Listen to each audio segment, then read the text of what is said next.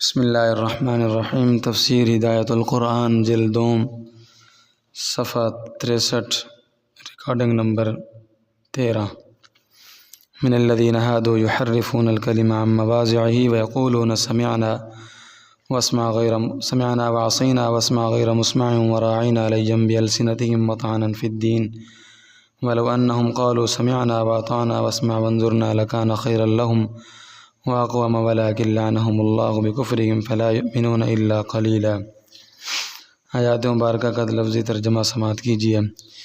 ان لوگوں میں سے جنہوں نے یہودیت کی راہ اختیار کی، ایک قوم پھیرتی ہے باتوں کو اس کی جگہوں سے اور کہتے ہیں وہ سنا ہم نے اور نافرمانی کی ہم نے، اور سینے سنیے نہ سنایا گیا، اور راعینا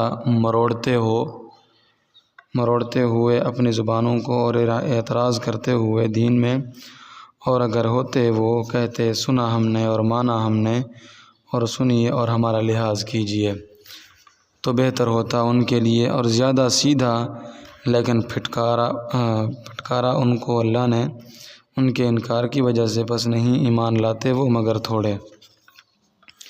مختصر ترکیب: من الذین ہادوا خبر مقدم ہے اور مبتدا قوم محذوف ہے اور جملہ یحرفون اس کی صفت ہے۔ الکلم اسم جنس ہے، لفظاً مفرد اور معناً جمع ہے، اس لیے آگے مفرد کی ضمیر لٹائی ہے۔ مسمعین اسم مفعول اسباب فعال سنایا گیا۔ لین مصدر باب ضربہ لوا یلوی لین موڑنا پھیرنا گھمانا، باصلہ کے ساتھ بھی مستعمل ہے اور بغیر صلہ کے بھی۔ لوا بلسانی ہی زبان گھما دی، یعنی زبانیں موڑ کر الفاظ بگاڑ کر ادا کرتے۔ لین اور طعنن یہ حال یا مفعول لہو ہے۔ یہود کی اسلام دشمنی نبی صلی اللہ علیہ وسلم کے ساتھ ان کے طرز عمل سے ظاہر ہے۔ مدینہ منورہ کے یہود کا نبی پاک صلی اللہ علیہ وسلم کے ساتھ جو طرز عمل تھا وہ ان کی اسلام دشمنی کا واضح ثبوت ہے۔ ان کا طرز عمل کیا تھا؟ نمبر 1، وہ تورات میں نبی پاک صلی اللہ علیہ وسلم کے بارے میں جو خبریں تھیں، مثلاً آپ صلی اللہ علیہ وسلم کے اوصاف حمیدہ حلیہ اور جائے ہجرت کا بیان اور صحابہ کے حالات اور آپ صلی اللہ علیہ وسلم کی ملت اور آپ کے قبلہ کا تذکرہ، یہ سب مضامین انہوں نے تورات سے ہٹا دیے تھے۔ یہ کام ان کے باطن علماء اور رؤساء نے کیا تھا اور لوگوں کو ایسا باور کراتے تھے کہ گویا یہ باتیں تورات میں ہی ہیں ہی نہیں۔ نمبر 2، جب یہود مجلس نبوی میں آتے اور ان سے کوئی بات کہی جاتی تو زبان سے کہتے سمعنا ہم نے سنا، اور دل میں کہتے عصینا ہم آپ کی بات پر عمل نہیں کریں گے، یعنی سننا محض سننا تھا، عمل کا جذبہ اس کے پیچھے نہیں تھا۔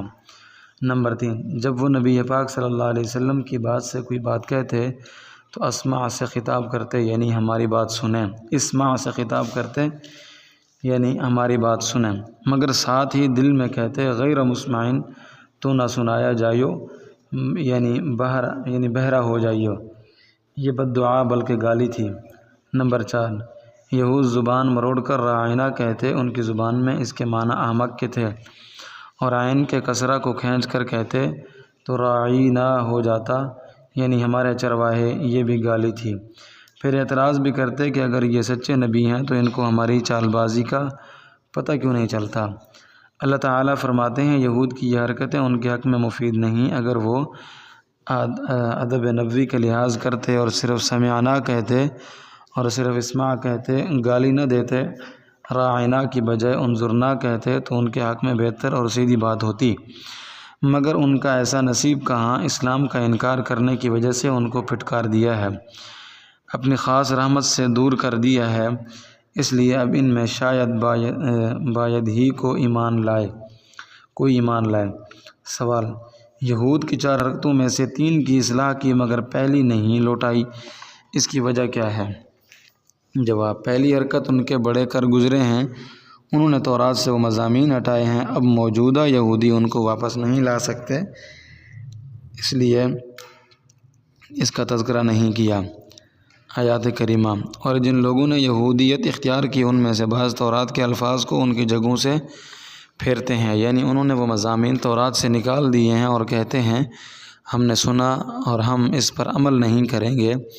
یہود کہتے ہیں سنیے نہ سنایا جائیو، اور کہتے ہیں رعاینا اپنی زبانیں مروڑ کر اور دین پر اعتراض کرتے ہوئے۔ اور اگر یہ بات ہوتی کہ وہ کہتے ہم نے سنا اور ہم عمل کریں گے، ہماری بات سنیں، ہمارا لحاظ کریں، ان کے لیے بہتر اور زیادہ سیدھا ہوتا، مگر اللہ نے ان کو اپنی رحمت سے دور کر دیا اسلام کا انکار کرنے کی وجہ سے، پس وہ سوائے چند کے ایمان نہیں لائیں گے۔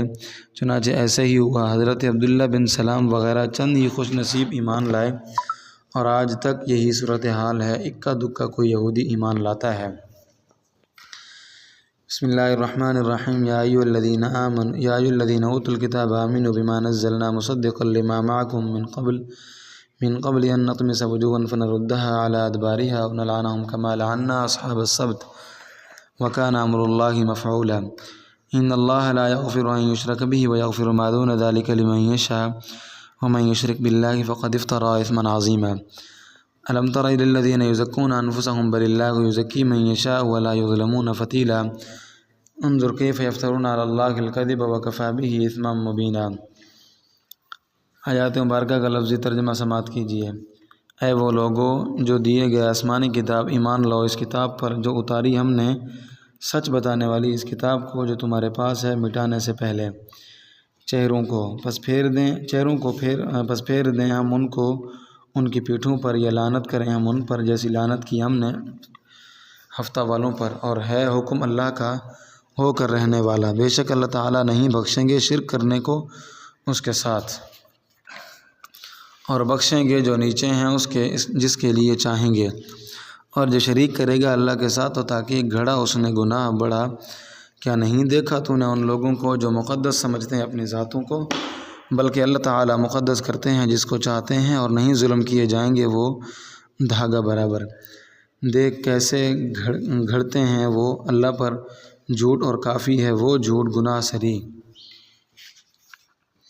ان نطمسہ ان مصدریہ ہے، فتیل ڈورہ باریک تاگا، کھجور کی گٹھلی کے شگاف میں جو باریک ڈورہ ہوتا ہے وہ فتیل کہلاتا ہے، مراد حقیر قلیل چیز۔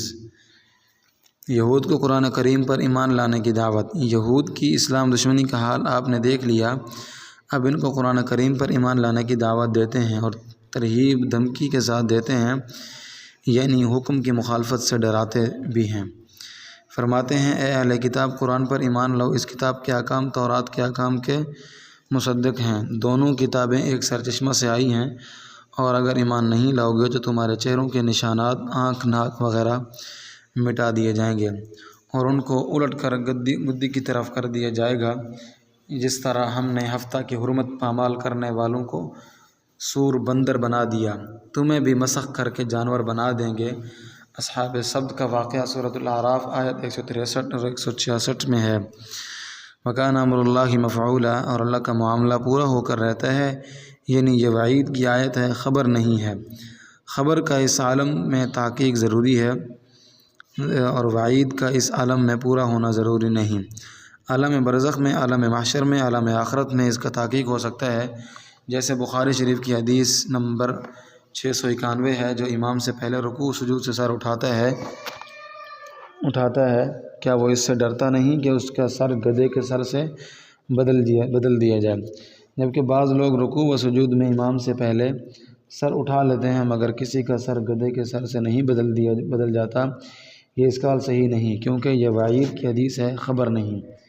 یا ایھا الذین اوتوا الکتاب آمنوا بما نزلنا مصدقا لما معکم من قبل ان نطمس وجوها فنردها على ادبارها او نلعنهم كما لعنا اصحاب السبت وكان امر اللہ مفعولا۔ ترجمہ: اے وہ لوگو جو آسمانی کتاب تورات دیے گئے، اس کتاب پر ایمان لو جو ہم نے اتاری ہے، وہ اس کتاب کی تصدیق کرنے والی ہے جو تمہارے پاس ہے، اس سے پہلے کہ ہم تمہارے چہروں کو مٹا دیں اور انہیں ان کی الٹی جانب پھیر دیں، یہ ہم ان کو اپنی خاص رحمت سے دور کر دیا، اور اللہ کا معاملہ پورا ہو کر ہی رہتا ہے۔ یہود شرک میں مبتلا ہیں، اس کی مغفرت ایمان لانے سے ہی ہوگی۔ جس طرح عیسائی شرک میں مبتلا ہیں، وہ حضرت عیسیٰ علیہ السلام کو اللہ کا بیٹا مانتے ہیں، جو صریح شرک ہے۔ میری یورپ کے سب سے بڑے ربائی یہودی مقتدی سے ایک ملاقات ہوئی تھی۔ میں نے ان کو میری مسجد میں آنے کی دعوت دی۔ اس نے کہا ہم مسجد میں آ سکتے ہیں، چرچ میں نہیں جا سکتے۔ میں نے پوچھا کیوں؟ اس نے کہا وہاں شرک ہوتا ہے اور ہم شرک کی جگہ نہیں جا سکتے۔ جبکہ اسی شرک میں نزول قرآن کے زمانے میں یہود مبتلا تھے۔ وہ حضرت عزیر علیہ السلام کو اللہ کا بیٹا مانتے تھے۔ سورۃ توبہ آیت 30۔ یہود و نصارہ دونوں ہی احبار و رہبان کے لیے تشریع قانون سازی کے اختیار مانتے ہیں۔ سورۃ آل عمران آیت 64۔ یہ بھی شرک ہے، اور شرک ایسا گناہ ہے جس کی بخشش نہیں ہوگی، البتہ اس سے کم درجہ کے گناہ خاص صغیرہ ہوں یا کبیرہ قابل مغفرت ہیں۔ یہ اللہ تعالیٰ جس کے لیے چاہیں گے بخش دیں گے، خواہ عذاب کے بعد یا بغیر عذاب کے، مگر شرک قابل مغفرت نہیں۔ اس کی مغفرت کی ایک ہی صورت ہے، وہ مسلمان ہونا ہے۔ وہ کفر حدیث میں ہے ان الاسلام یہدی ما کان قبلہ، مسلمان ہونے سے سابقہ سب گناہ معاف ہو جاتے ہیں۔ شرک و کفر جیسے سنگین گناہ بھی معاف ہو جاتے ہیں، لہٰذا یہود قرآن پر ایمان لائیں تاکہ ان کا شرک کا گناہ دھل جائے۔ ان اللہ لا یغفر ان یشرک بہ ویغفر ما دون ذلک لمن یشاء ومن یشرک باللہ فقد افتری اثما عظیما۔ بے شک اللہ تعالیٰ اپنے ساتھ شریک ٹھہرانے کو معاف نہیں کریں گے، اور اس سے نیچے جو گناہ ہیں ان کو جس کے لیے چاہیں گے معاف کر دیں گے، اور جس نے اللہ کے ساتھ شریک ٹھہرایا اس نے بالیقین بڑا گناہ کمایا جو قابل معافی نہیں۔ یہود خود کو مقدس سمجھتے ہیں، یہ اللہ پر افطرا ہے۔ یہود مذکورہ آیت سن کر کہنے لگے ہم مشرک نہیں، ہم تو اللہ کے خاص بندے اور نبیوں کی اولاد ہیں، نبوت ہماری میراث ہے۔ وہ خود کو ابناء اللہ اور احباء اللہ کہتے ہیں، یعنی ہم تو اللہ کے بیٹے اور اللہ کے پیارے ہیں۔ المائدہ آیت 18۔ جواب: میاں مٹھو بننے سے کیا حاصل؟ اپنی تعریف آپ کرنا خود ستائی ہے۔